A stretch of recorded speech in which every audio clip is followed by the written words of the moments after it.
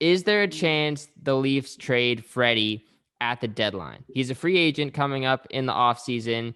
The Leafs will probably lose him unless he takes a big hometown discount. But there's even the possibility that the Leafs just want to move on from him because he's been awful this year.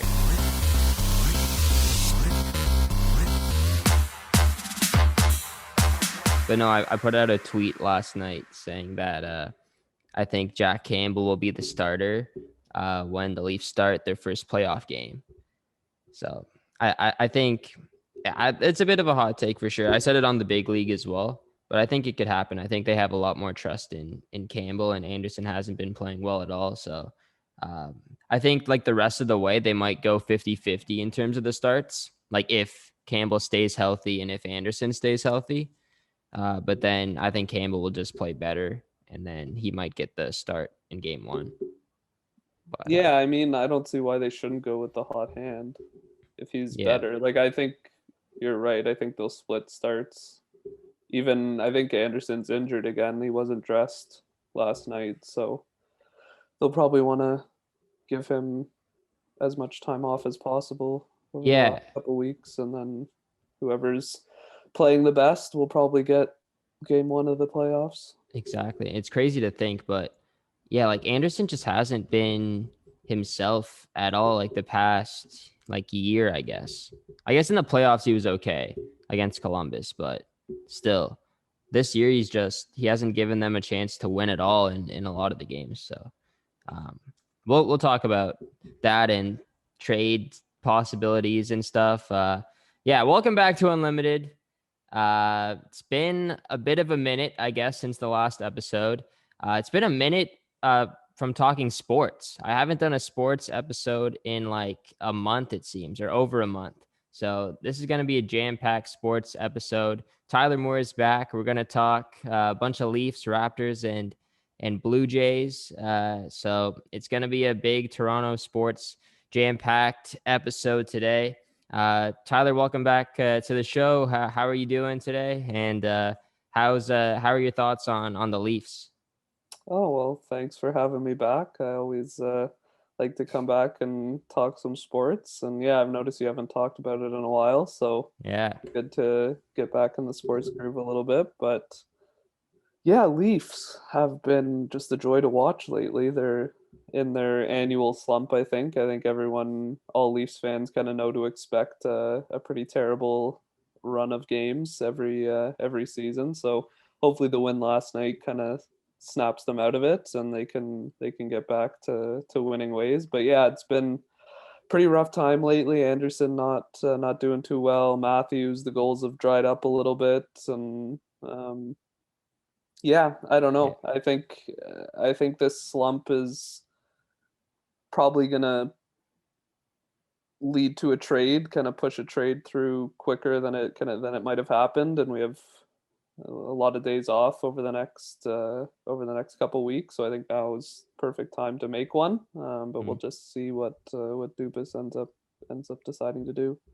for sure. And yeah, I had you on, I think, in the off season, and we were talking about some of the Leafs moves that they made, and you had some opinions to say on Matthews and Marner and Nylander and how they're not necessarily playoff guys. I remember that stood out to me. But yeah, you just mentioned that the Leafs have been a joy to watch for you at least. And I'm always iffy about what your opinion is on this team because I know you can You go couldn't like sense my full on. sarcasm there. Okay, really? I didn't. I honestly thought you were telling the truth there. Well, they've lost how many? Right. Eight of their last nine? That is true, but yeah, you're right actually. I can't believe I didn't catch that. But I guess for the most part this season they've been good. And I haven't talked to you about the Leafs in a while, so I just assumed that you were serious in that moment. But you don't think they've been good, or like what's your overall outlook on the Leafs this season, I guess? I mean, overall, it's probably kind of what I expected. I kind of looking at the division, I thought we were kind of the pretty clear top dogs in Canada. So I was kind of expecting them to be where they were at. Yeah, I mean, it's tough to get too frustrated with the team when you're in first place in the division. That's the way I always look at it. Of course, every game there's going to be those couple moments that kind of make you go eek. But yeah, it's pretty much what I expected this year. I thought they'd be up near the top, and I knew a slump would happen eventually. So we're pretty much par for the course so far. But yeah, no, overall, I think it's been a pretty interesting season. Obviously, it's been a unique season and the way the games and the schedule has been structured. And I was wondering how it would turn out playing the same team for 3-4 games in a row even. So I think the Leafs have done well. I think they've kind of performed, minus the last 2 weeks, performed to everyone's expectations. And yeah, hopefully the momentum keeps rolling in the playoffs. We'll see. I think we'll be able to make it out of the division round, but I don't know what happens when we have to go play a team from another division. I'm not looking too forward to that, but we'll have to wait and see. That's a few weeks down the line. Yeah, yeah, a few weeks, I guess, over a month away from playoffs. Trade deadline is approaching soon, but that trade that you're talking about might come a bit sooner than later because of the quarantine period. And if they want to get a guy from the States, then he's got to quarantine for 14 days coming into to Canada. But yeah, I agree. I think like obviously the Leafs got off to a pretty hot start to the year. I think throughout their first 20 games, they only had like 3 regulation losses. And, those were like bad games against Ottawa where they lost, or I think they lost the game to Winnipeg. So, but yeah, overall, I think they've been good other than the past 2 weeks, like we talked about. But I still think that there has been some bright spots in those games. I don't think they played like awful, except for maybe the game against Ottawa on Sunday. But other than that, I think they've looked pretty good. I think the biggest standout to me has just been their defense and that defensive core. And I guess the forwards just coming back to help out more on defense, playing more of a complete game. And you hear other coaches around the league now talk about the Leafs saying that they're more of a complete team. And that's something that we haven't really heard about the Leafs in, I guess, like ever since actually a long, long time. Like even, but back to like the Kessel era, like I don't think we had a solid defensive team like we do this year. And if you look on paper, like it's not necessarily the best looking defensive core. And like we have Riley, who's not really known for his defense, but TJ Brody's been unbelievable. I think he's probably been the guy that I've been most impressed with. Just his ability to defend and stick check and break up passes, and he can play the penalty kill. He can also play the power play.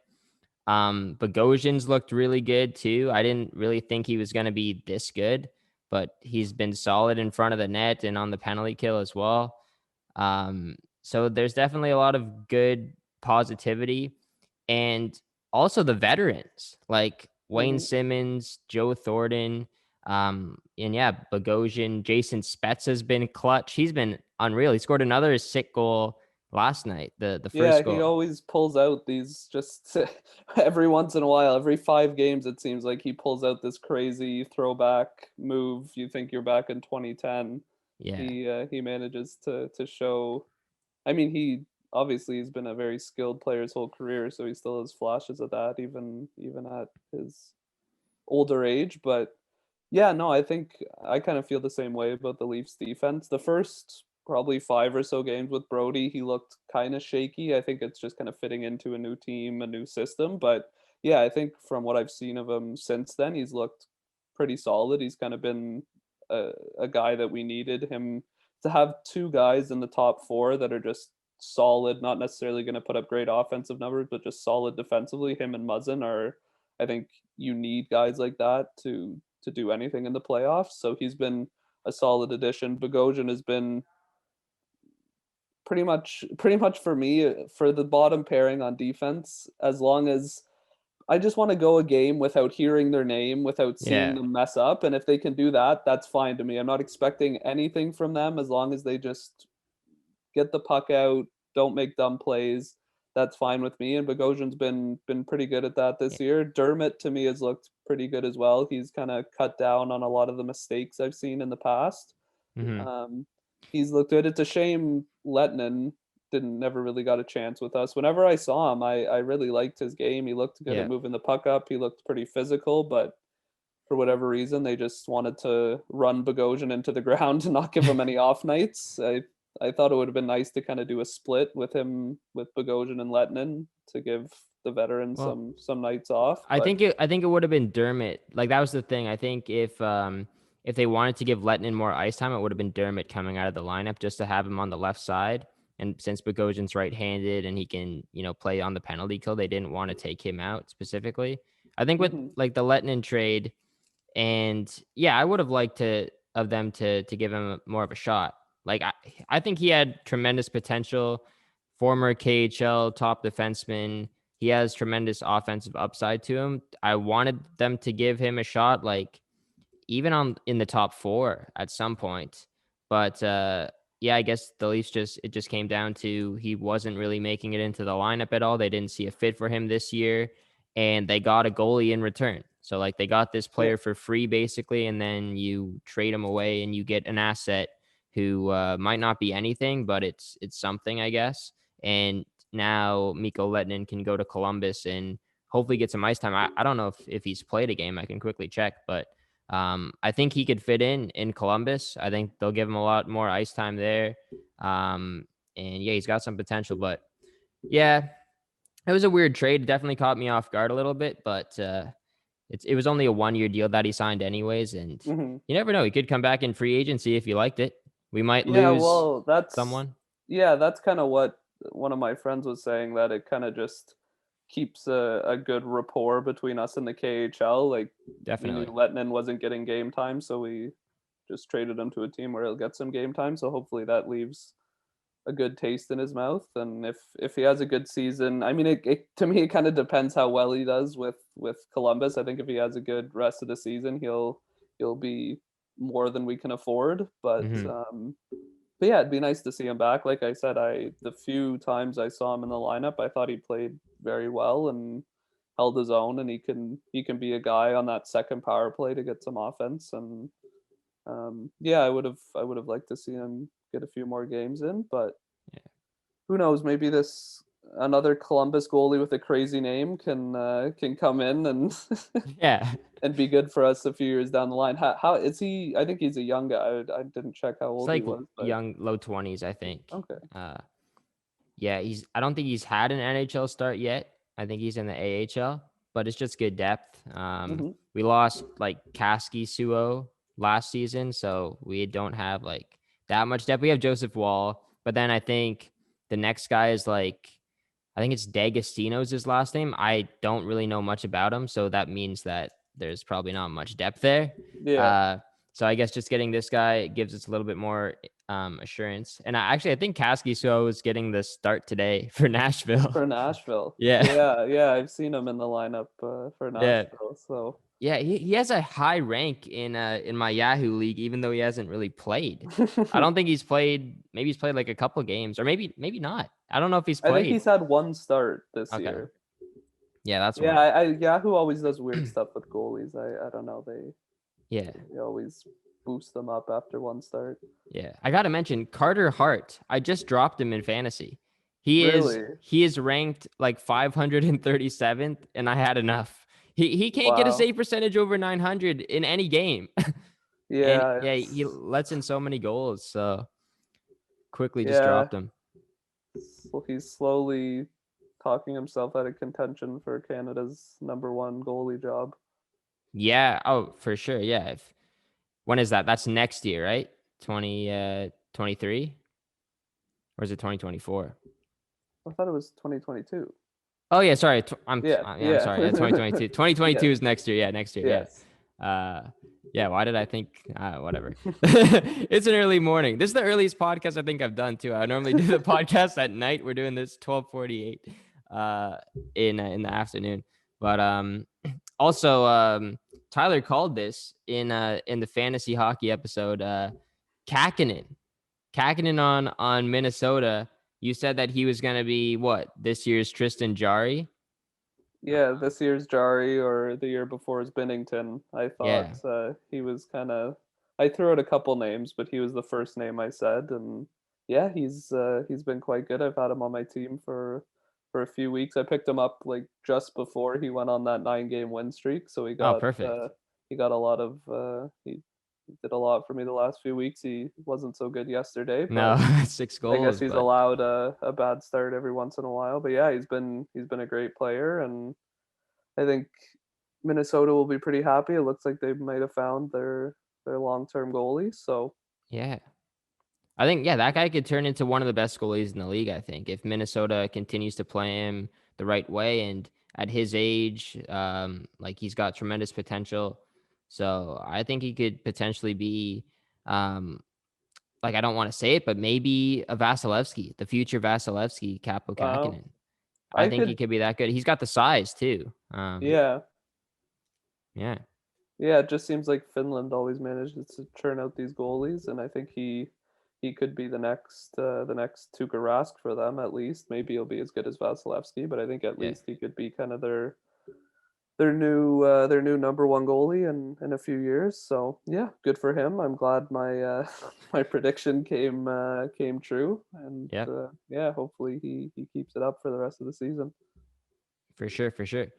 All right, let's go back to the Leafs a little bit because we got to talk what they might do at the deadline. And Kyle Dubas, he had a press conference last week.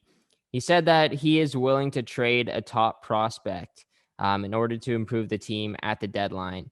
So, who do you think these top prospects he's talking about are? Because like Rasmus Sandin is there, Liljegren is there.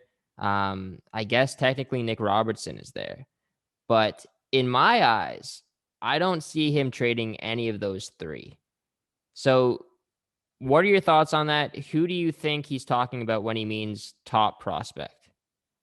Yeah, well, I actually put the pretty much word for word the Okay. exact thing you just asked in my notes here. I said I don't really know what he means by top prospect. Like I personally would not trade Sandine or Liljegren. I think Liljegren hasn't been given enough game time, so I just don't think his value is as high as he could turn out to be. Like I think he could turn out to be a solid top four defenseman, but at this point, I don't think teams have that value in mind. So I just don't think a trade with him would be worth it.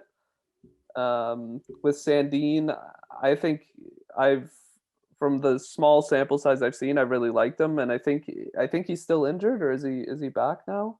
I think he's back. He's just He's on like back. the taxi squad. Yeah, again, I don't think he's been given enough time in the NHL to showcase what he has. So again, I don't know if teams would value him as much as I think or the Leafs think he's worth. Robertson is definitely a little more interesting. I think it's odd to me that he hasn't been given game time yet this year. I don't No. know what that kind of shows the organization thinks about him. I could see out of those three, Robertson to me is the most likely to be traded. I don't necessarily think he will be traded. But I could definitely see it happening. I mean, we already have a lot of skill in our forwards anyway, so I think he's somebody that we would be trading from a surplus. Yeah. I mean, we've lost out on some skill wingers this past offseason, but I think this year has shown we have Can find more the depth than pieces. we Yeah, thought, and we've definitely. been able to scrounge up pieces and find guys to plug holes. So I think Robertson could definitely be traded, and then the other name that I think is kind of the only one that is around the top prospect category is Amarov, our Yeah. first round pick from last year. But I don't know, it doesn't seem like a very common thing for teams to trade their first round pick the year after they draft him. No. So I think it'd be a little strange. At that point, you might as well just trade your first round pick this year rather than Yeah.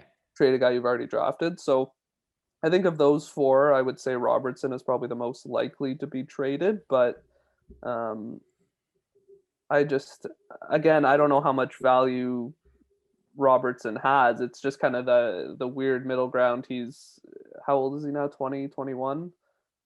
Yeah, around there. Yeah. He's no longer like a young teenager. He's kind of starting to develop. He's in his young 20s. So that to me the value again just might not be lining up with what the Leafs value him as. So I think just trading picks is always a better way to go. They kind of have a set value that everyone agrees upon. So I think I think I doubt any 4 of those will be traded. I think it'll more likely just be picks from us this year. Robertson is actually 19 still. His birthday 19. is Okay. in September. Okay. So Late birthday. yeah, late birthday, and yeah, I guess he was 18 in the playoffs last year when he got called up. So, and he looked good. I think, like, I agree with you. I don't think, like, for Sandin, like, Dubas drafted him.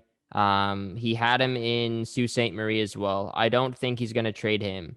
Liljegren, like, I could see them trading him, but like, he's looked pretty good in the AHL from what I've heard, and he's right-handed, and they need a right-handed defenseman. I think he'd be too good to get rid of. Robertson, former 50 goal scorer in the OHL. He looked good in the playoffs last year. 19 years old. I think that's also like an elite prospect. Like, you could put him ahead of Liljegren, or maybe even Sandin in that case. And then honestly, I think Amarov might be the best out of all of them. I think he has the most potential. And I think, like, by the end of his career, he will be the best player out of all those 4. I've seen comparisons to Kucherov. He went, 15th overall in the draft. I think he's going to be big. So if they do trade one of those 4 guys, you better be getting like a really good player, like a Philip Forsberg. But I don't think Nashville was willing to trade Philip Forsberg. But like, I just don't see it happening this year, especially because of the quarantine, and you're not getting them you're not getting him as soon as you trade him. You have to wait a bit. And then if it's a rental player as well, you're only going to get him for a year. So why would you trade one of those 4 guys? I think, and also, like, the market right now for forwards, like, it doesn't seem like there's too many guys available. Like, there's not like the top level guys available. Like, Taylor Hall is there, so I guess he's like the number 1 guy. But like, Grandland is like, top 6, top 9, right? Yeah. There's no like first line forward out there except for Hall that you could go after and get. We'll talk about Hall a bit later, but Hallander, I think, is a name that the Leafs could move on from. The guy who they traded, I believe it was Kapanen, to Pittsburgh, and they got back Philip Hallander and the pick. So I think, he probably has some top 9 potential in him.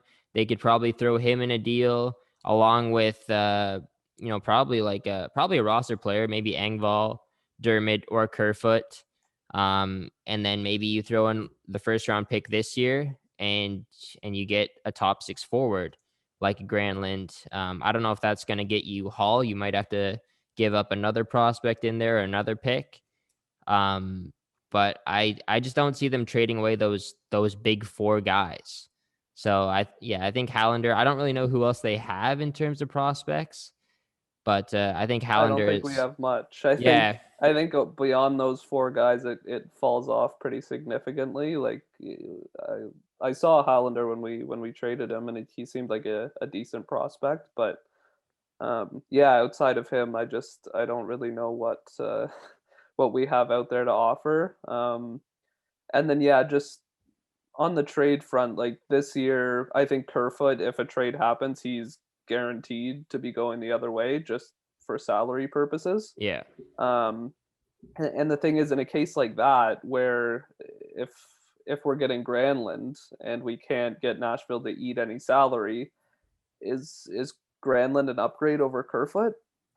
I don't know. I think if Kerfoot is moving on, which he has to, if we're getting a significant player, I think we need to go and get a kind of a bona fide, maybe not necessarily top line guy, but solid top 6 guy who performs year in, year out. I think that's the kind of guy we need to target. And it kind of puts us in an unfortunate spot this year with the salary cap, in that teams know that we're going to have to trade Kerfoot to match salary. So that pretty much just negates any inherent value in Kerfoot. It's just, he's just there to match It's just salaries. like a throw-in, yeah. Exactly. It's just a throw-in. So teams can basically ignore him and just pretend like he's worth nothing, even though I think he has He a has decent value. amount He of does. value, Yeah. but that's on a team that isn't up against the salary cap that needs to trade him to make a move. So I think that unfortunately lowers his value a lot and means we have to throw in a few more pieces to get a top guy like Hall. I think we have the pieces to do it, and I think Buffalo isn't necessarily in the position to be asking for too much for Hall because I doubt he wants to resign in that Yeah. dumpster fire. It's a So rental. Exactly. um, yeah, so we'll just have to see what works out. But yeah, I think I would be surprised. I would be absolutely shocked if we make a trade this season and Kerfoot is not A part of it. going the other Yeah. way. Yeah. Unless it's like a super small, like fourth line edition Yeah. or like bottom six on defense edition, but or sorry, bottom pair on defense. But yeah, I think it would make sense to trade away Kerfoot, and he hasn't really. I don't think he's really fit in as well as Dubas would have hoped. Like he's been bouncing back between the second and third line. They don't really know if he's better on the wing or at center yet. Um, so yeah, I think another team could definitely use him. He's a younger guy still. I think he's like 26, so he Yeah, he's definitely still quite has. young. Yeah, he's got some room to grow for sure, and he brings a lot of speed to the game and feistiness. But yeah, I think just in terms of salary, he would be the guy to go. But Taylor Hall, you mentioned it, but what are like what are the odds Dubas actually pulls this off, I guess? Because like I think the fans would definitely want Taylor Hall on the team. Um, my opinion is like Taylor Hall will obviously be a huge addition offensively, but the only concern I have is maybe his size and his ability to perform in the playoffs and like have that impact like on the forecheck and be physical. Taylor Hall lacks a lot of that, but there's no question that if he plays alongside of Tavares and Nylander, he's going to score a lot of goals, probably, hopefully, and he's going to be a threat. But I think this is a really strong possibility, and I think maybe for some other parts of Leafs Nation, they don't think that this is going to happen. But Kyle Dubas, throughout his tenure, I guess, as the Leafs GM, he hasn't really disappointed the fans too much in terms of moves that the fans have wanted to see. And like right when he got there, John Tavares, nobody thought that we were going to get him. They pitch him and they sign him. Jake Muzzin, even. We were asking for a top four defenseman. He went out and he got him. This Mhm. offseason with Simmons and Joe Thornton, um, and Bogosian, I guess, too. We wanted to stay at home defenseman. So he's really listened to the fan base in some way. And if Kyle Dubas pulls off this move and gets Taylor Hall, then like we can't really complain. Like this guy has done literally everything that we've asked him to do, even though he has put us in a bit of a pickle with the cap situation. Mhm. He is he has done it. Like he has still like put together a good solid roster that can play well and can fit into the salary cap around the four core guys. So I think Hall is a possibility. I think we would have to give up a lot to get him, but still, I don't think we would have to give away one of those top four guys. Yeah, I agree with you. I honestly think I think the Leafs, I think every team, well, not every team, but all teams in competition every year make phone calls to a lot of teams about players. And I'm sure Dubas has made phone calls already about Hall. Um, but I think it's pretty rare where you get an opportunity to get a player of Hall's pedigree and caliber on a rental. Yeah. It doesn't come around that often that a player like him. I mean, to be fair, you don't necessarily know what player you're getting. He did have that one MVP season, obviously, but then injuries since then have kind of slowed him down. So I don't know if he'll ever reach that caliber again, but he's still a serviceable, at worst, very good second line player. And I think like I said, guys like that don't come around very often, available just as a rental. So I think he's somebody we definitely need to put a competitive offer in on. I think it just everything makes sense. We would obviously need Buffalo to eat half the salary, but at Yeah. 4 million, you throw Kerfoot the other way. That's leaves only 500,000 left. You throw in a guy like Engvall, who would be a guy I think Buffalo would be interested in. Young winger, he has some potential. He's looked good Throw this year in, too. yeah, he's looked good this year. You throw in maybe that Highlander guy. You throw in first round pick, a third round pick, whatever Yeah. you need. I think if you build a package like that, I think we're not giving away anything that really scares me, and I think we're getting back a guy that has the potential to put up crazy numbers, whether he's playing with even Marner or Matthews, or whether he's playing with Tavares Jeez. and Nylander. I think he has he has the potential. It seems like a perfect recipe for him to at least approach what he was a couple of years ago in New Jersey. Yeah. So yeah, I think he's just a guy. When a guy like that is available and your team's in a position to make a run in the playoffs, I think he's somebody you have to pursue and put a competitive offer in. And I think we have the pieces to do it. And I hope to hear at least they were one of the final teams in on him. If we don't end up getting him, I hope that Dubas puts a good offer in, and we at least had a shot to get him, even if we don't end up getting him. Yeah.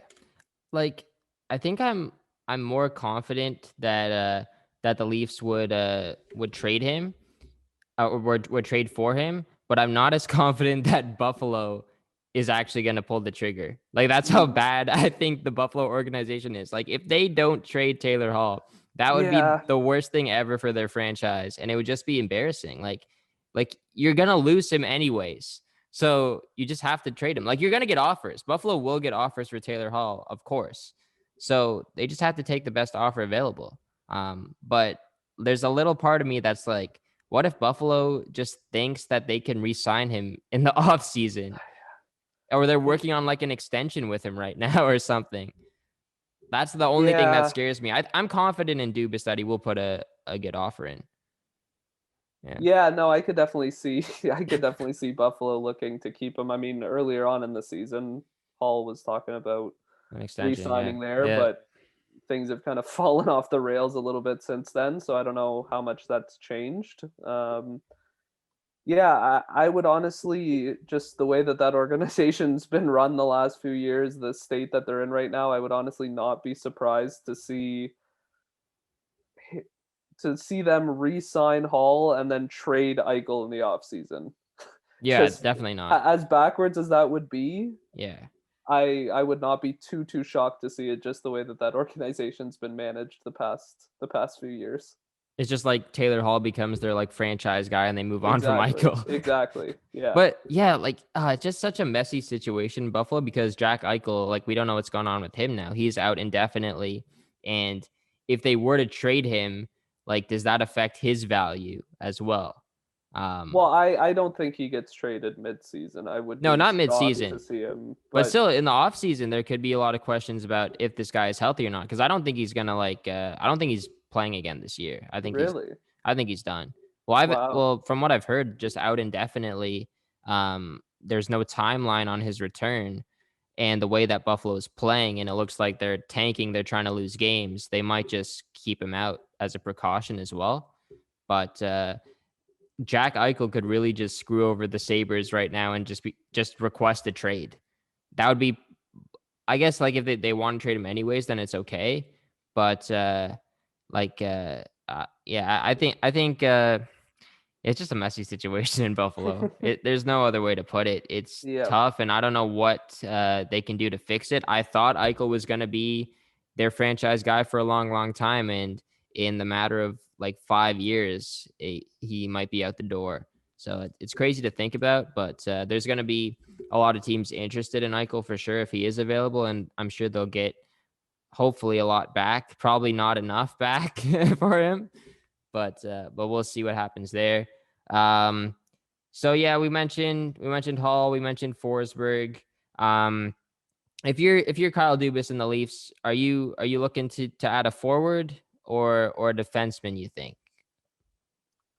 Um, well, if I were Dubas, my number one target would be Hall. Yeah. If I lose out on him, I think I would honestly go with a defenseman. Okay. Just because, I mean, guys like Raquel, guys like Grandland, they're decent middle six, probably top six forward options, but at the same time, we've already talked about the need to salary match, and with guys like that, it would probably mean Kerfoot going the other way, and I just don't know how much of an upgrade those guys are Yeah. over Kerfoot in the role that they're going to play with us and the ice time they're going to get. Sure, Raquel's been having a great season, but he's been getting over 20 minutes a game on ice, and he's probably the top winger that the Ducks have, and that just wouldn't be his role here. So you have to expect a certain regression in his production once he comes to the Leafs. For sure. So for me, if you're not going to get a guy like Hall, I think a defenseman would be kind of have more of an impact for us. And I think a trade off between trading Kerfoot and then getting a defenseman in return would be a little bit more interesting. That way, it opens up a spot for a guy like Robertson maybe to come back in the lineup, slot into the top six, and see what he can do up there. Yeah.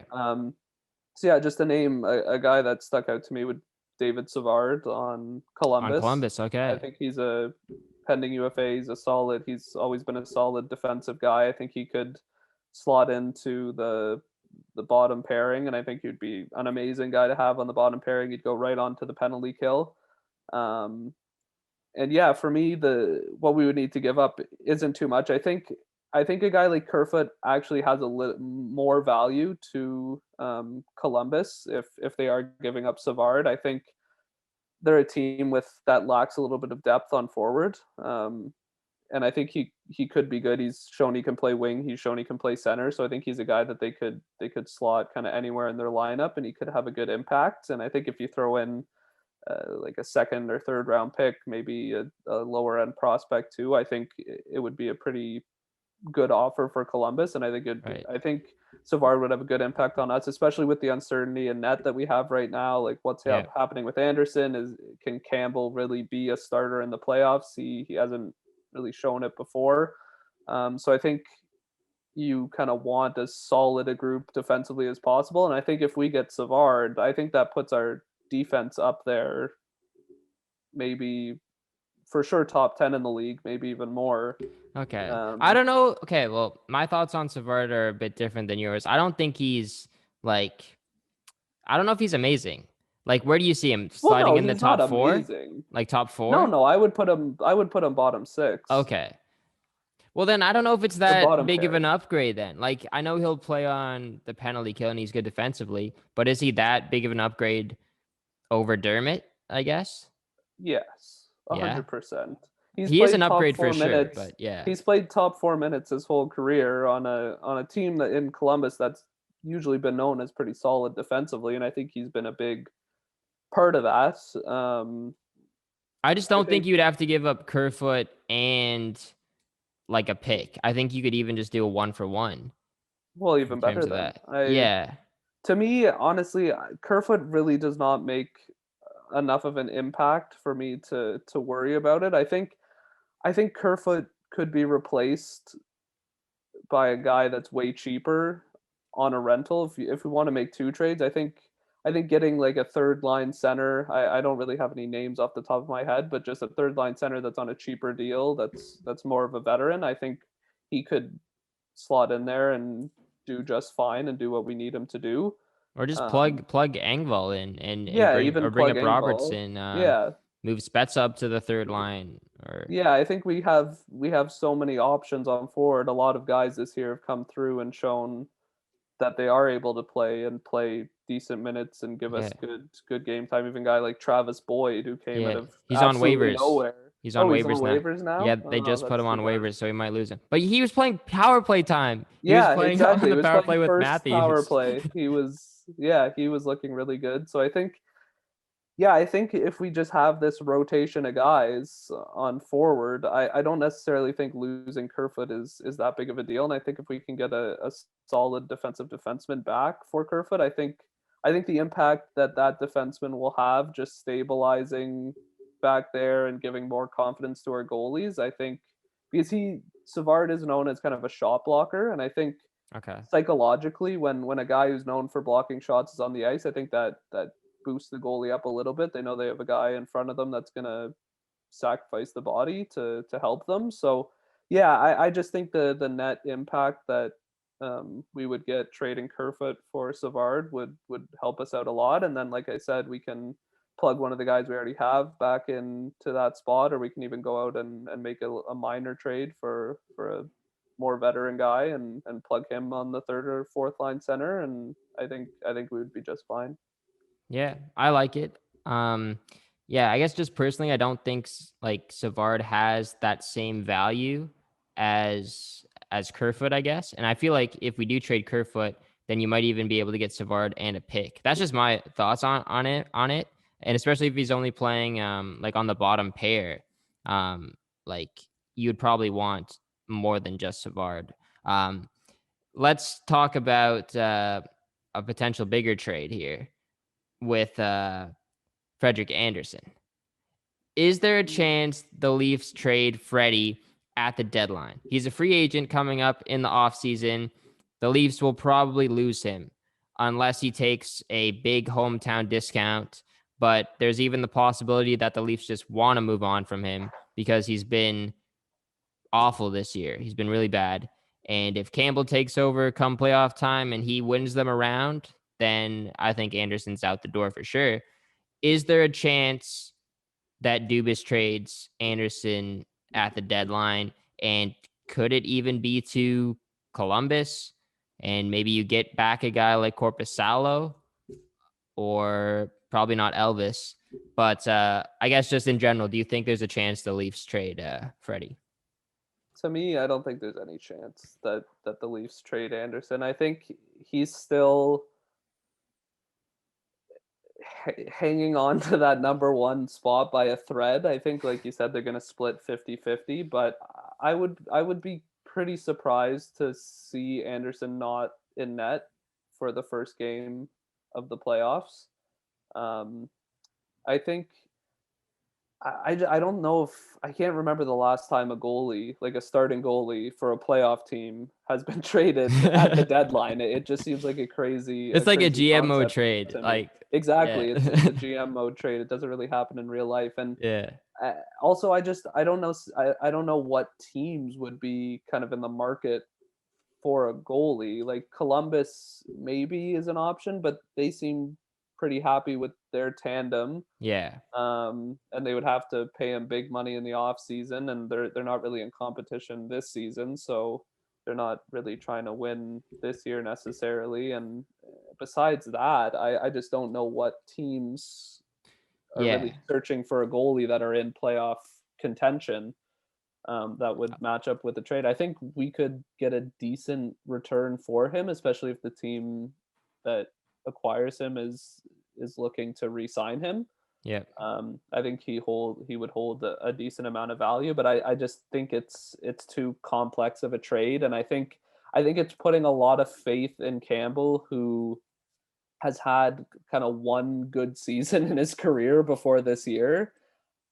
I think Dubas would be setting himself up for a mutiny if, as much as fans don't like Andersen right now, if he traded Andersen and Campbell started playing poorly. I think I don't even want to imagine what would happen to this fan base, but it would not be good. So yeah, I would be absolutely shocked to see Andersen traded, and I don't think it'll happen at the deadline. Yeah, it's a long shot for sure, but like I think the only way I could see them trading him would be if you get back a guy who is probably a little bit better than Campbell, like a Korpisalo, I guess, or like I don't know too many names off the top of my head, but you would need someone to be a steady secondary option if Campbell doesn't work out. So you need or like that just even 1-2 a tandem. tandem. Yeah, exactly. Yeah. Yeah, I agree with that. Because I think Hutchison ain't gonna cut it no, as a backup in the no, playoffs. no, exactly. And yeah, I honestly think that's the direction the Leafs are probably going to end up going. That's the direction they're going to be forced to go. They're going to have to sign a guy kind of on the cheap. So I think next season we'll probably be looking at a tandem between Campbell and whoever else is out there. I'm not sure what free agent goalies are out there. If we might have to go overseas and look for a guy, who knows what we're gonna do. But Mm.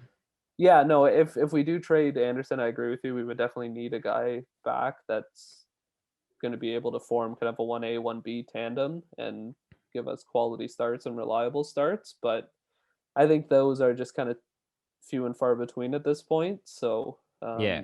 yeah, I think it would be really tough to make a trade, but at the same time, it could end up working in our favor. I think it's just a big risk, It's a huge risk for and at sure. least even in the off season, we still do have the option of getting a little bit of value back for Andersen if we kind of trade his rights, because Yeah. that's kind of that's how we got him. I think we Yeah, right. He wasn't under was a free contract. agent We from traded. Anaheim. Yep. We just got some picks back, so I think that might be a decent way to recoup um, some value for him and recoup some value if we make trades at the deadline, just to get a couple picks back, and then at least we get something for him. Right. But yeah, the offseason will definitely be interesting to see what direction we take on the goalies. But yeah, Yeah. I really doubt he gets moved mid-season. Yeah, it's probably more of an off-season thing. You're right, but yeah, it would be crazy if that happened. But like we could see a big blockbuster. Maybe he goes to Buffalo. Taylor Hall comes back to us. That would be crazy. But yeah, I definitely think it's definitely a long shot. And Andersen could still turn it around. Like we can't really count him out. He has gone through really rough stretches in his time as a Leaf, and if they continue to ride with Campbell for a while, that means more rest for Andersen. And if he is injured, more time to recover and get back to his normal self. And yeah, come playoff time, you just need a hot goalie. You just have to be hot at the right time. And maybe throughout that, month and a bit of playoffs, Andersen is playing his best hockey, or Campbell is. So yeah, like I said, the prediction that I have is they go 50-50 the rest of the way. And then Campbell's just going to play better than Andersen in most of the games. He's going to be on fire heading into the playoffs. They have to go with him. They have to go with him in game one. And then it's Campbell's net to lose. And then, maybe he does play poorly, but I really like what I've seen in Campbell so far. He's not necessarily the best, maybe not the best, flexible goalie, I guess. Like he's not the most athletic goalie, Mm-hmm. but he's solid in net. And I think just he loves playing for this team, the team in front of him, and the team in front of him loves playing for him. So I think it's a good mesh. The team defense seems to be a lot better around Campbell too. So he's a good team player, and that might make him the number one goalie moving forward, and that could win them around. So yeah, I think that's good for the Leafs talk. We covered a lot of stuff there. So let's talk a little bit about the Raptors. And it's been a tough season for the Raptors for sure. Heading into the year, so many question marks. Is this team gonna sell? Is this team gonna go for another championship? But they got off to a bad start. They kind of bounced back a little bit mid-season, and now it's going really downhill, and it might continue to go downhill for the rest of the season. They've lost 7 games in a row, which I haven't seen that amount of losses in a row in the Dwayne Casey era, I guess, with the Raptors. It's been a long, long time since they've had a losing streak like that. I guess the biggest question with the Raptors is are these guys actually going to make the playoffs, or are they going to miss out? So what are your thoughts on that? And then we'll get into a little bit of some trade discussion as well with the Raptors. So do you think the Raptors are just going to miss the playoffs now, or do you think they have a chance? I mean, I would honestly prefer them to miss the playoffs, I think, but I'm pretty sure they're going to make it. There's still quite a few games left, and the kind of the lower end playoff teams in the Eastern Conference are quite bad. So I Okay. think I think we are still a better team than them. The losing streak right now is kind of coinciding with the fact that we've been hit by COVID. Like Yeah. Fred's been Van out, Fleet. Yeah. OG's been out, Siakam's been out. So when you're out three of your five starters, it kind of takes a huge toll on the team. So I'm not surprised they're losing right now. But I think once they all come back healthy and the team gets all together again, I think they'll be able to turn things around. Like they showed after the tough start, they went on a good run, and then they've been hit with COVID. So I think once this situation is back to normal, I think they'll be able to start winning some games and make up some ground. In the East, you don't even really have to be over 500 to be in those last two or even three playoff spots. So, yeah, I would be surprised, barring any trades. Obviously, I'd be surprised to Yeah. see them miss the playoffs. Yeah, as much as I would kind of like the Raptors to lose and get a better pick Yeah. or sell some players, I think they will end up making it this year.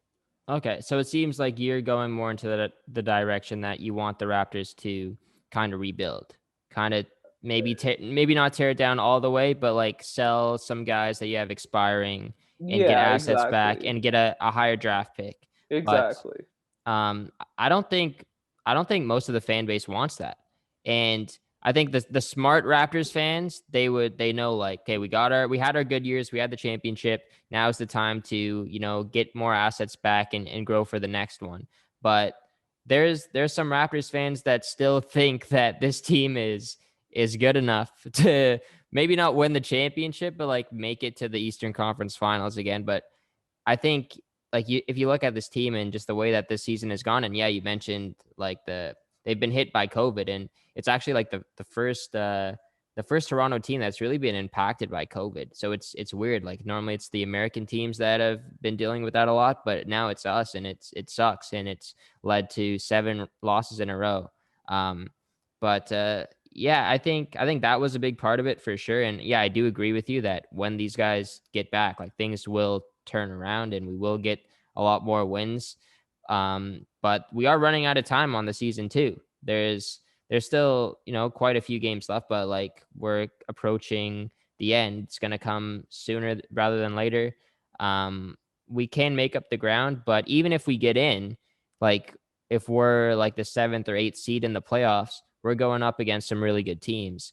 We probably won't make it out the first round. So I Exactly. kind of see why you want them to lose. Exactly. Yeah, there's no point playing just to make the playoffs, just for the fans' sake to make the playoffs and put up a tiny fight against a team like Philadelphia or the Nets Milwaukee, or yeah. Milwaukee. Like there's honestly probably a almost 0% chance. There is a 0% chance that a team like the Raptors can even tread water against a team like the Nets or the Bucks Yeah. or the 76ers this year. I think we won the championship. I don't think fans can really be asking for much more than that, and we had our good run, and I think it's time not even to tear everyone down, because that's the great thing about the position the Raptors are in right now.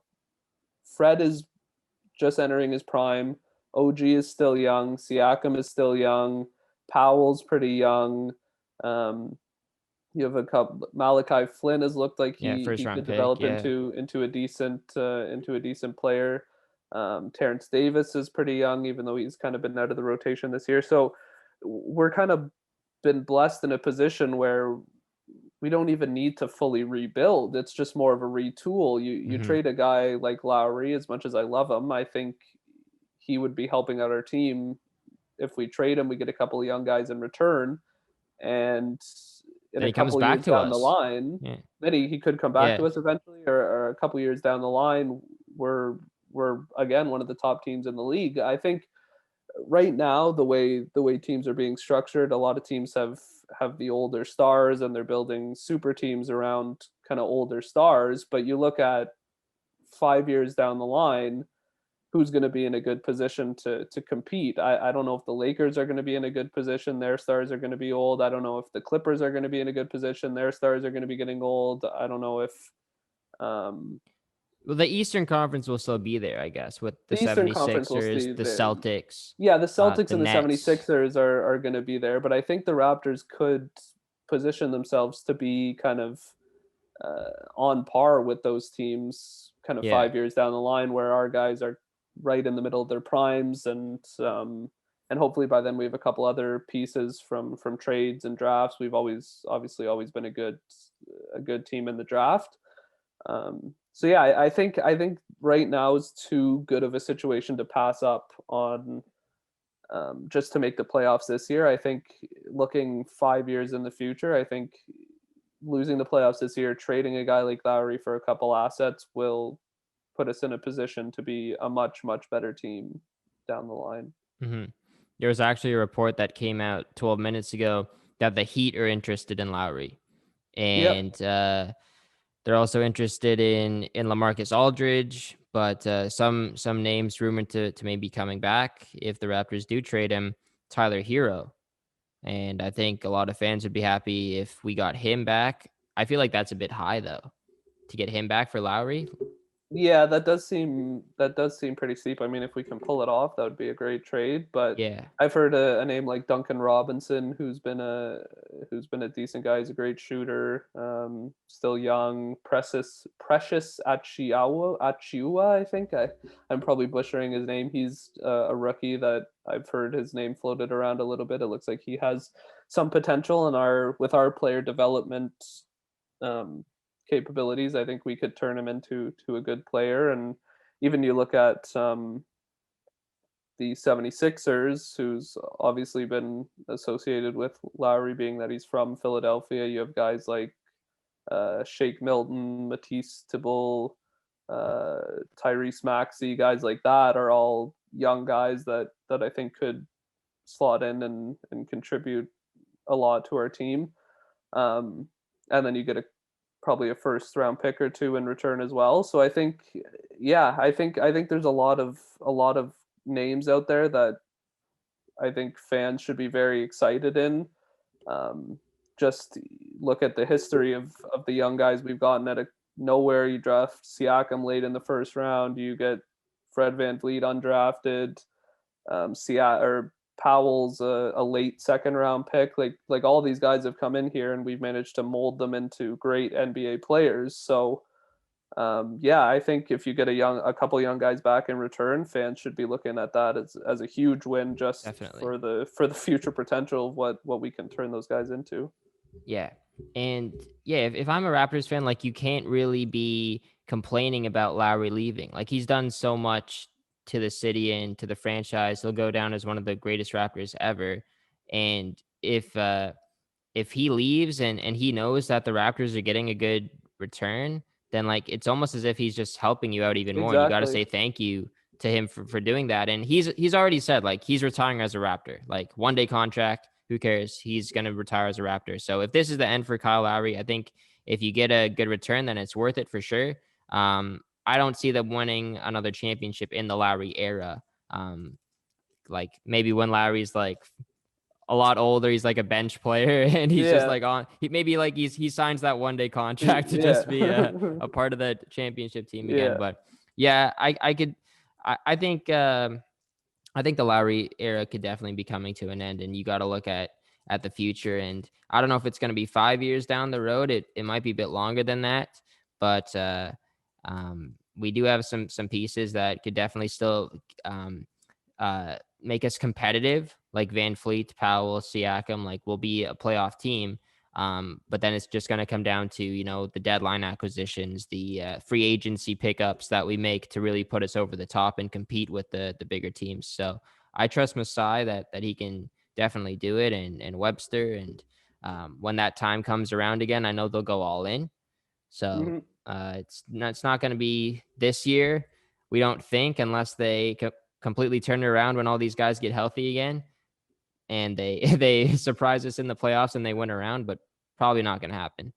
So yeah, let's talk some Blue Jays. We've already been going for an hour, so we'll go for a little bit longer. Toronto Blue Jays, they've started their spring training. They look pretty darn good, except for when they play the Yankees. But other than that, they've looked good. Vladdy Guerrero's been amazing. I think he went 3 for 3 yesterday, and then he went 4 for 4 on his birthday. Springer looks good. It seems like all the regulars are starting now. They've given them more at bats, and I think today the front four is Springer, Bichette, Biggio, and Vladdy. So they're loading up the top half of their lineup as well. But Montoya is gonna obviously flip flop. He flip flops the lineup like every single game. So sometimes Vladdy's batting in like the 7th hole. So he likes to make a lot of changes, but I think like we haven't talked about the Springer trade at all with you on this podcast, but yeah, when was the last time we talked Jays? I don't remember. It must have Probably been a year ago. Yeah, seriously, yeah, around a year ago. Like I guess a season preview or something for We last year. talked about the Jays in the World Series preview episode we did. Oh, right. Okay, yeah, I see. Okay. Yeah. Well, okay. I thought a fun segment to do would be to make your Blue Jays starting lineup for this year. So I don't know if you have some notes written down. Yeah, I do. All right. Well, let's hear it. If you're Charlie Montoya, what is actually? Let's go if you're not Charlie Montoya, because we don't know what's going on in the mind of Charlie Montoya. If you are the manager of the Toronto Blue Jays, what does your starting lineup look like? Okay, so my leadoff hitter, you might be a little bit surprised, but I would go with Biggio. Okay. So for me, basically the only purpose of a leadoff hitter is just get on base. That's what they need to do. Do whatever they can, get hit by a pitch, walk, bunt, do whatever they can to get on base. And that is the one thing that this team consistently struggles with. It seems like year in and year out they have barely any guys with over a 340 on base percentage, which is just not good. I think the Springer signing helps with that a little bit.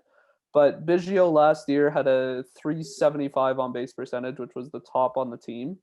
And even though his average doesn't necessarily look the best, he still manages to find ways to get on base. And for me, that's just the number one most important thing about leadoff hitters. So that's why I put him there. Okay, I like that. Just a scrappy guy that can get on base in many different ways, and that's the bottom line for leadoffs. Second hitter, I went with Bichette. I think the second spot in the lineup has kind of started to be where you might put your best hitter, and I think not just necessarily like all around hitter. I think Bichette might be our best. It probably comes down to him and Springer, who are just flat out the best. Vladdy might show by the end of this year that he's the best, but I think going into the season, Bichette is probably our best hitter.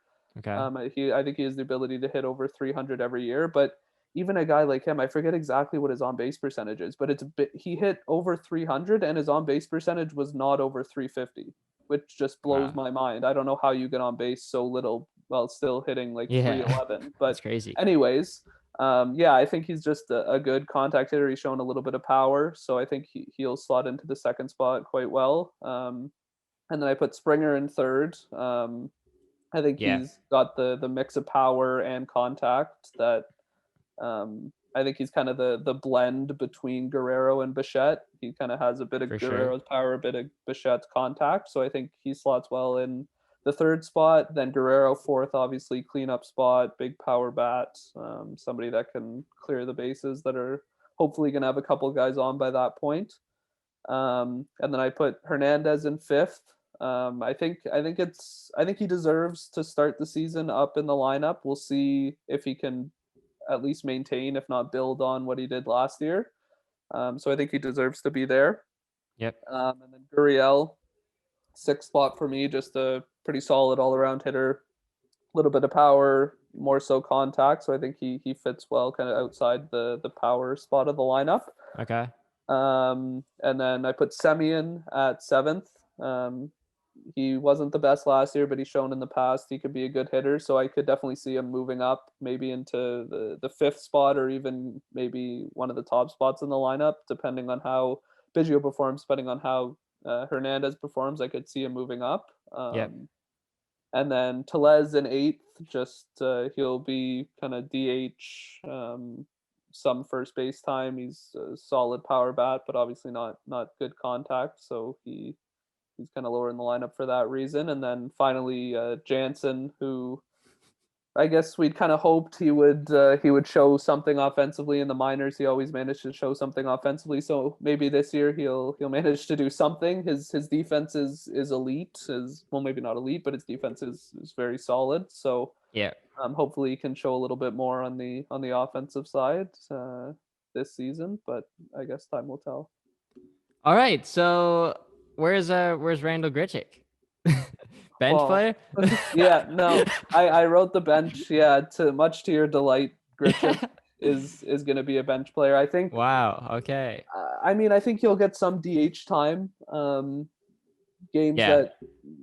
Yeah, I think he'll for sure get some DH time, and you obviously want to give your outfielders rest. So I think he'll still get into probably close to 100 games. Yeah, exactly. I think he'll still get plenty of at-bats, probably 300, 400 at-bats this year. Yeah, so I think he'll get plenty of time. I think the front office obviously seems to really like him, so I think they'll want him to be worked into the lineup as much as possible. But to start the year, at least, I think our best outfield is Springer, Hernandez, and Gurriel. I think that's kind of okay. You can't really debate. And then who? Okay, Springer, Hernandez, Gurriel in the outfield. Yeah, that's about right. But then, so you had Semien in the lineup. So you think he's going to play third base then, or do you think Biggio is going to play third? Yeah, I think Semien will probably be second, and Biggio will probably go to third. Okay. But I mean, they could swap. I could see Guerrero getting some time at third base too. They seem to still want to try him out there. So the one thing this lineup has is a lot of versatility, which is always a good thing to have. Like Springer has played center field, he's played right field. Gurriel has played, obviously he's more infield now, or outfield now, but he can play infield in a pinch. Semien is mostly a shortstop, but he's played second. Biggio can play outfield, infield. We have a lot of versatility, so the lineup can kind of be moved around. Like you said, Montoya likes to do it, but we have the ability to do it, and I think that's never a bad thing. So yeah, Grichuk to me starts the year on the bench, but I think he'll get into a decent number of games. And then just the other bench spots, you have the catcher, obviously, and it's a battle right now between Kirk and McGuire. Kirk is obviously the more offensive guy. McGuire is the more defensive guy. The one thing, McGuire's out of options, so I think that probably gives him the edge, because I don't think he's a guy the Jays just want to lose for nothing. For sure. Whereas Kirk is a little bit younger and he still has options. He can develop more. But at the same time, if Jansen isn't performing offensively, I think we might be forced to call up Kirk to just get a little bit of offense from that position. I mean, we might end up not needing it. Maybe the other 8 positions in the lineup can pick up the slack. But and I wouldn't say Jansen's a bad offensive player. Like he can still hit the ball. Like he didn't have a good season last year really, but I think he's obviously his potential was really good coming up into the major leagues, and I don't know how well he's been so far this spring, but hopefully he's been okay. And yeah, I would say Kirk is the better offensive option, but Jansen's also really good defensively. Mm-hmm. And he knows the pitchers. He knows Ryu more than Kirk does in McGuire. So yeah, I agree. Like Kirk will be better offensively, but I think for now Jansen's okay. Mm-hmm. So my lineup is kind of similar to yours. I think some of the changes that I made, I put Bichette as the leadoff hitter, and then I moved Biggio down to the 2 hole, just because I think Bichette's a bit more faster, more speedy. He can steal more bases than Biggio will. I know Biggio does have like a high stolen base percentage, but he picks his times like really, really well. And I think Bichette is more just like a go, like he can go whenever you want him to go. But yeah, and then Biggio, I think he's more of a guy that will hit for power other than average, even though he does get on base. Bichette's kind of a guy who can maybe he doesn't have the best OBP, but he can hit singles, doubles. Like he will get on base, maybe a bit more so than Biggio if Biggio can't buy a walk. And then, so I got Bichette, Biggio, and then I got Springer in the 3-hole. I think I completely agree. Is a bit of a mix between Bichette hitting for the average and then Vladdy the power. He can do it all. And I think that's the perfect guy. You want your power guy in the 4th spot. You want the 3 guy to be a bit more versatile. So I put Vladdy in the 4-hole. I think that just makes sense. I know Montoyo is probably going to fiddle around with that a lot, but I think he is a cleanup hitter. He will be the cleanup hitter for a long, long time, in my opinion. So he should be there to start this season. And I got him at first base. I'll say the positions too: Bichette shortstop, Biggio third base, Springer center field, and Vladdy at first. And then the 5th one was a little bit tough for me. I was debating between Hernandez, Simeon, Gurriel, and I guess Grichuk, even though I did leave Grichuk off this lineup as well. But I put Hernandez in the 5 spot, right field. I think just strictly power. I think you want to have your 4 or 5 guys be the guys who can hit the long ball. And I think Hernandez will definitely do that, even though he did hit close to 300, I believe, last season. And that's probably going to change, I would say, because I don't know if that's just like a one-off year for Hernandez. I don't know if he can keep that up. But if he does, then he's a lock to stay in the 5 Yeah, spot well, or the 4 spot. he's shown to be a pretty streaky player throughout his career. I think even 2 years ago, I forget if it was the first half or the second half, he was playing like he did this year, but Yeah. whichever half he wasn't playing well, he was playing quite poorly. So yeah, this season being only 62 games or however many games it was, I think kind of helped him. Mm-hmm. So yeah, it'll be interesting to see, like you said, if he can maintain that pace throughout a whole season. But yeah, I think we both kind of agree. Like to start the year, he deserves to be up in the lineup, and then if he can continue to play well, he'll get to stay. And if he stops playing well, he might even fall onto the bench with Grichuk starting, or he might move to DH. I think, I think it'll just time will tell what happens with him, and I think it's complete. I think it's his spot to lose. I think it's completely up to him to stay up in the lineup. Yeah. As I'm looking at this lineup, I am debating one change, but I'll talk about that in a few spots. So number 6, I got Semien. I got him at second base as well. I don't know if it will be third or second, but there's also talks about Biggio like playing in the outfield. He's played a lot of left field this spring, Mm-hmm. so we could see that. And then we could add another infielder. Maybe Espinal gets a shot at some point into the lineup if they do move Biggio to the outfield, or maybe they switch around the DH spot if that happens. And then after Semien, I really like Semien too. I think he's going to add a lot of power to the lineup, and he might not hit for the best average, but just a more powerful bat who can get extra base hits will be nice. And I remember like when he played for Oakland, like maybe like his first or second year there, he was awful defensively. And like Mm-hmm. the A's in general just committed so many errors, but now he's really turned it around and he's a good player. So Yeah. I like what he could bring to the infield as well. 7th, I got Gurriel, which honestly is a bit low, but our lineup is just that good. Like Gurriel he could be a 3. Like I think he's really good. I think, yeah, like he'll hit for the average. He'll hit for power as well. He's just a good player, and I really liked him in left field, so I put him back there. He played really well last season defensively. He made a lot of diving catches. He's got a big arm, so that's a nice sneaky little piece we got in the bottom third of the lineup. And then in the 8th spot, I have Tellez as the DH, but honestly, I might even like Grichuk Mm. over Tellez in that case. And then I was thinking maybe put Grichuk in right field and Yeah. put Hernandez at DH, just because I do trust Grichuk more on defense. Yeah, Um, no, that's definitely yeah, I definitely that thought crossed my mind too. Yeah, I think Hernandez has shown obviously a lot of problems defensively. I think he showed he was a little bit better this past season, but yeah, I could definitely see them moving him to DH and letting Grichuk get a lot of starts in right field. Yeah.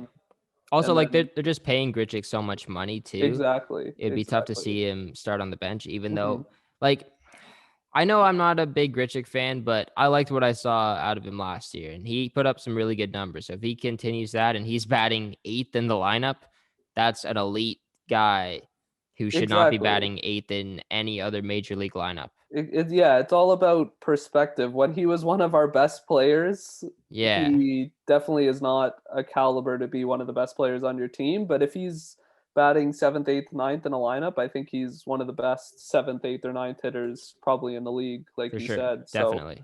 and it's just, I think this could end up being a great season for him because one, there's no pressure on him to perform. No. If he doesn't perform, we have guys that can pick up the slack. But then on the other side of that, he has to play for a spot in the lineup, so that could really set a fire under him. And with so much competition, I think that helps everyone. But I think that specifically helps him, being that he's being paid so much, and the front office really likes him.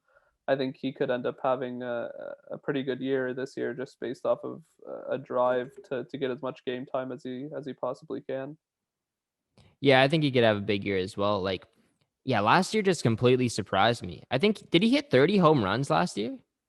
It must have been a bit lower No than that, but way. There's no no? way he hit Yeah. 30 in 60 Yeah, games. that's true, yeah. I would have Maybe remembered that. on pace for Yeah, 30, yeah. yeah, probably. Um, yeah, but he was really good. I think he had a walk-off home run, which is memorable.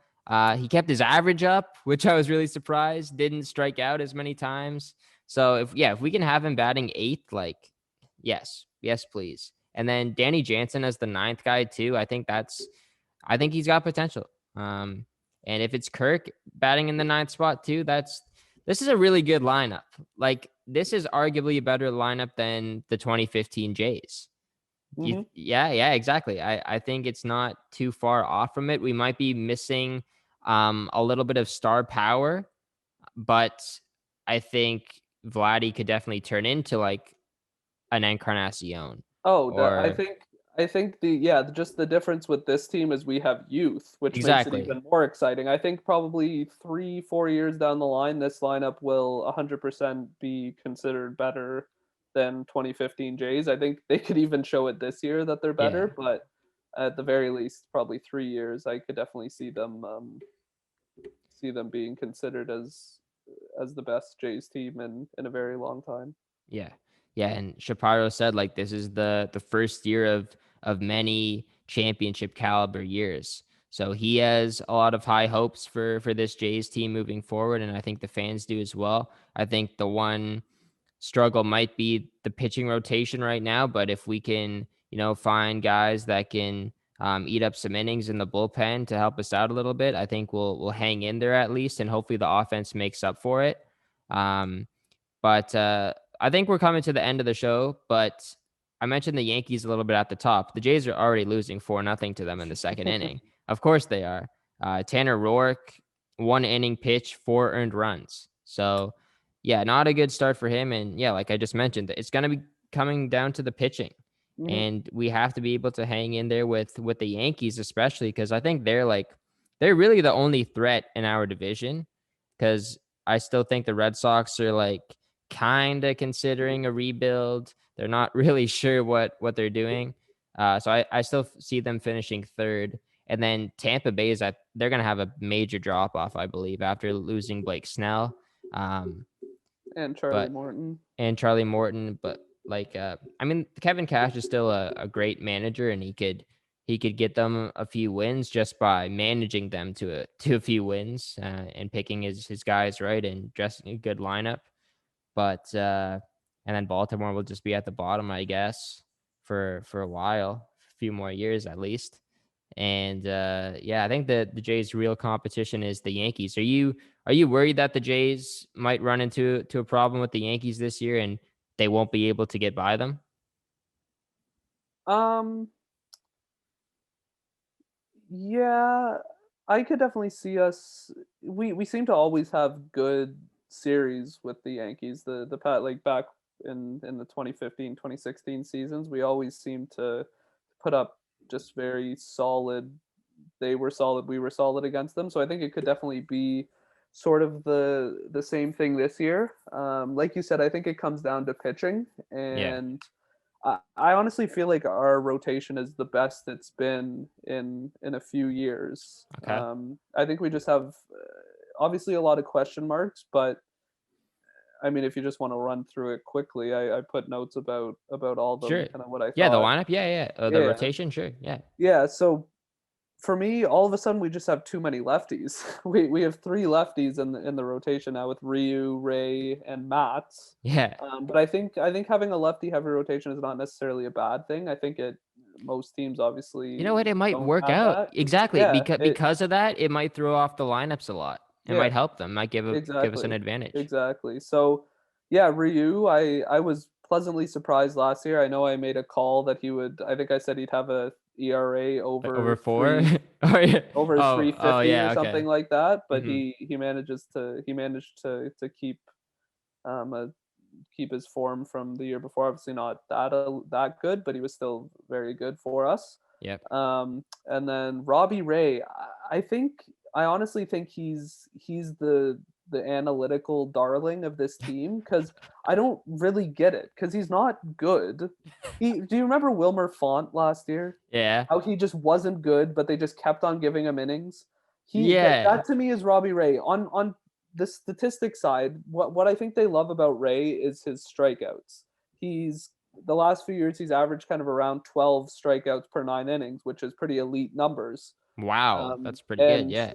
Font was up there as well. But there has to be a point when you start to say, okay, so you're not that good. The strikeouts, sure, they're good in theory, but when you're putting up a 6.50 ERA, Yeah.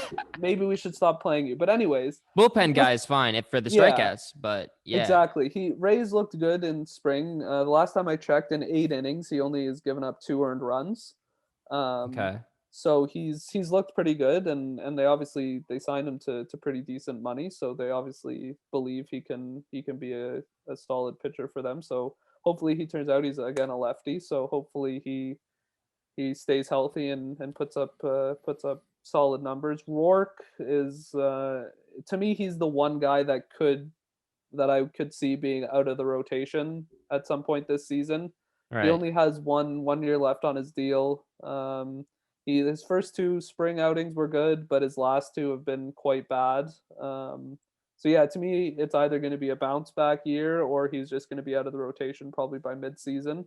All right. Um, and then you have Matt, who in the past was looking like he was going to be kind of forming an amazing Career. trio Yeah. or Yeah. group of four guys in that Mets Hmm. bullpen, but he kind of been hit by injuries and hasn't been so good the last few years. But last time I checked, he's given up no runs in 5 innings this spring, so Correct. Yeah. maybe change of scenery is just what he needed. He could be our second best. I think he's shown in the past that he has the capability of probably being kind of the second best guy in this rotation. Whether that Wow. pans Yeah. out or not, I don't know, but he definitely has shown that in the past. And then obviously Pearson is injured, but once he's back, he gets a spot in that rotation easily. It's just kind of in the meantime, who are they going to go with? I've seen them leaning with Ross Stripling, Yeah. who's will probably end up being kind of a swing guy out of the pen. He'll probably be kind of the long guy once Pearson comes back. So I could see him getting a couple starts, but then we have the kind of guys just on the cusp with K, who we got in the Stroman deal, and TJ Zuch, who Zoik. have both Zoik. Oh, Yeah. Zoik, Yeah. interesting. Yeah. Zoik, who he has no earned runs in 5 innings this spring, so he's Yeah. He's looked looking good. good. K has not been so good this spring, so I think right now Zoik probably has the edge. If they don't want to go with Stripling, I could definitely see them giving him a start or two until Pearson is healthy.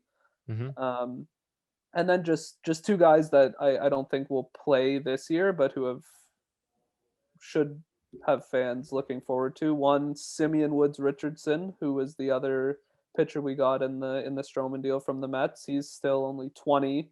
and they've given him a couple innings this spring, and he's looked good. And then Alec Manoa, Yeah. who was our draft pick, was it 2 years Two ago? years ago. 2019. Yeah, Yeah, pitcher. 2019 pitcher. I think he had 7 strikeouts in 3 innings in his last spring appearance. I don't think he's given up. I don't think he's given up an earned run, and he's obviously pitched only a couple innings. But yeah, he's looked very good. Looks like a big power pitcher, kind of the same mold as Pearson. So Yeah. I think he's 22 or 23, so probably another 2.5 seasons. I think we could see him Maybe he could be in the bursting onto bullpen the next scene. year. Yeah. Yeah, well, I don't know if they'd want to put him in the bullpen. They probably want to keep him stretched out as a starter. Right. Well, I don't know. I feel like what the Jays have done in the past with pitchers is really just like get them into the bullpen as soon as possible, get them to play, 1 inning, 2 innings a game, and then just like work them away, like get them a lot of innings and then make them a starter. That's what they did with Yeah. Pearson. That's what they did with Sanchez back in the day. But yeah, Manoa's going to be great. I think obviously you got Nate Pearson when he gets healthy. I guess he will go into the starting rotation right away, but like he could always lose that. I could see him flip flopping between the bullpen and starting rotation again this year, but hopefully by like mid season, he's like our second guy, if not our ace. Maybe he takes over from Ryu. Yeah, Matz looks good. I am iffy about him, but hopefully he can, stay in the rotation for the entire season. Robbie Ray, same thing, I guess. I still think we are missing at least one more guy to really help us win a playoff series. Yeah. I know there's some guys in like the bullpen who have looked good. Tyler Chatwood, he hasn't given up a run yet, and he's played like I think 7 appearances, something like that. Only like an inning or 2 innings Yeah. per, but he hasn't given up an earned run. So I doubt they'll make him a starter at any point, but he's a solid guy in the bullpen. I could see him kind of being an opener, kind of Exactly. Yeah, true. An opener. What Hatch did last year. I think Hatch actually just got injured recently. Yeah. So that might affect his start to the season. But yeah, I could definitely see Chatwood kind of being an opener, coming in, pitching 1 or 2 innings at the start of a game. And then if not, he could just be kind of one of the back end guys. But I think if our starting rotation is solid, I think our bullpen is even more solid with the names we have there. Like just for sure. Trent Thornton will be in the bullpen too. Yeah, Trent Thornton. Is he healthy now? I think he might still be injured. I think he is good, or maybe not. Well, yeah. Anyway, you have a guy like Trent Thornton who's been a pitcher. He might even be the 5th starter to start the year if they decide not to go with Stripling. It's we just seem to have a lot of names available for us. So Jordan Romano, Kirby Yates, who's looking for a healthy year this year, who was amazing back in 2019. Dolis, who was a solid guy last year. Chatwood, like you mentioned. Romano, who was great last year. Baruki.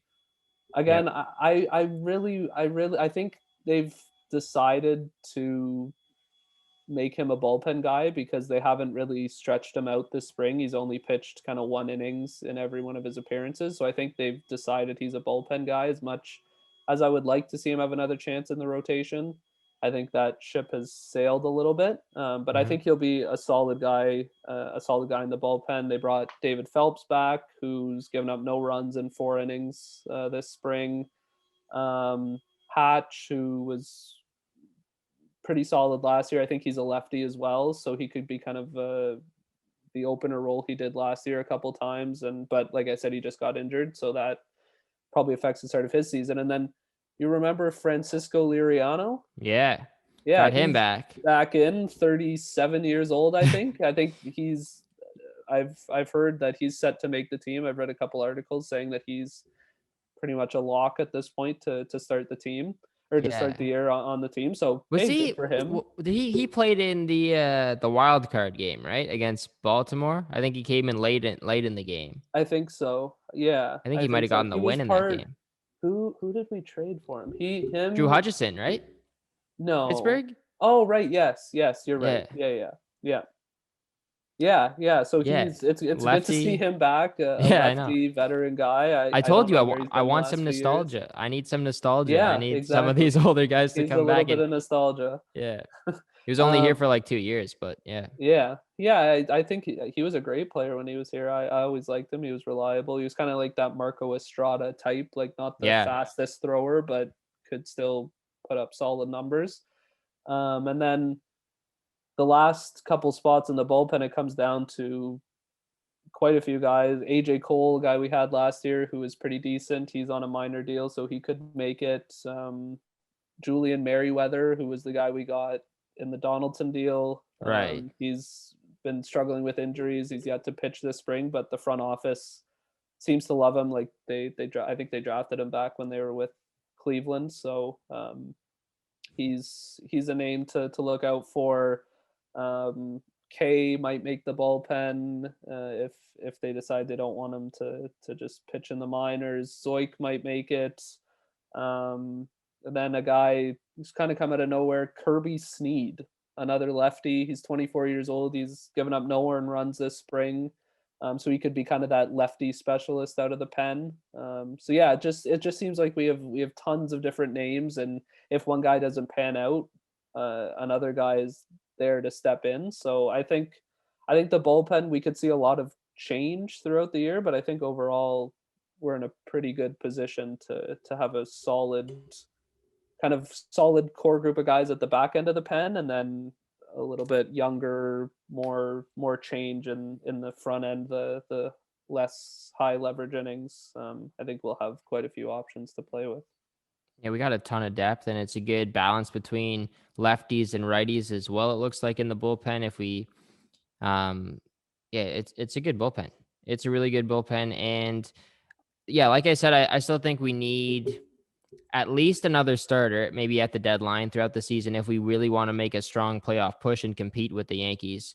But in terms of bullpen depth, I really like it. I think Kirby Yates and Rafael Dolis is going to be a really good tandem, setup and closer. Even Tyler Chatwood, if they put him like in a setup role, would be good. Or if they use him as an opener, like you said, would be pretty good. So they got a lot of options. I really like what management has done, just adding a ton of pitching depth. And the future looks bright. We talked about that. And the offense, if the pitching fails, I think we got a strong offense to lean on. And even defensively, I think Semien is a big upgrade. George Springer is obviously a big upgrade in center field. So I'm really excited to see this Blue Jays team. I think I didn't watch a lot of the Jays last year, honestly, but this year I think I'm going to be really invested into it, and seeing Springer and seeing Semien and just this lineup is going to be so much fun to watch. So it's going to be really entertaining. I think is it April 4th, start of the season, something like that, or it might be in March. That sounds even. about right. No, it might be April. Or it could be the last couple of days of March. Yeah, I wonder if I can scroll quickly to see when it is. But yeah, who do we have to start? Is it the Yankees? It might be the Yankees. Yeah, it's April 1st against the Yankees on the road. So Yankee Stadium, 1:05 start on Thursday, April 1st. And I will be probably at work that day. So that should be a good day at work. Opening day, watching some baseball with the hockey people. I'm excited for that. But yeah, I think that does it for the show. We covered a ton of stuff today. I hope you guys are all caught up now on the sports and know what's going on in Toronto sports. Probably going to do another sports episode next week, I think. Falcon and Winter Soldier just started on Disney Plus, so I got to do a few recaps of those shows. Have you watched any of the new Marvel Studio shows, Tyler? No, I haven't. But you got to watch it. They're really good. Yeah, Matt was saying he's watched WandaVision, and he said it was really interesting. He kind of gave me a brief overview of the plot. So yeah, maybe I'll end up watching it one day. The only thing is I don't have Disney Plus, so that makes it a little harder. But maybe one day I'll start picking it up. For sure. Yep, definitely. So yeah, make sure you guys subscribe to the channel, like the video, turn on your post notifications, follow at Unlimited Pod on Instagram as well. Also, I started a Unlimited Podcast Clips channel on YouTube as well. I can put that in the description below. Just a little bit of 3 to 4 minute clips of the podcast episode, so you guys don't have to watch the whole thing if you want. So you can just go there and see like the highlights, the best moments from it. I also post the clips on Instagram as well. So yeah, check all that stuff out. And yeah, Tyler, thank you very much for coming on again. I'll get you on again soon. And yeah, that's it. We'll see if our Leafs predictions come right. We'll see if they get Taylor Hall. And Hopefully. hopefully. And we'll see you guys later. Take care and peace.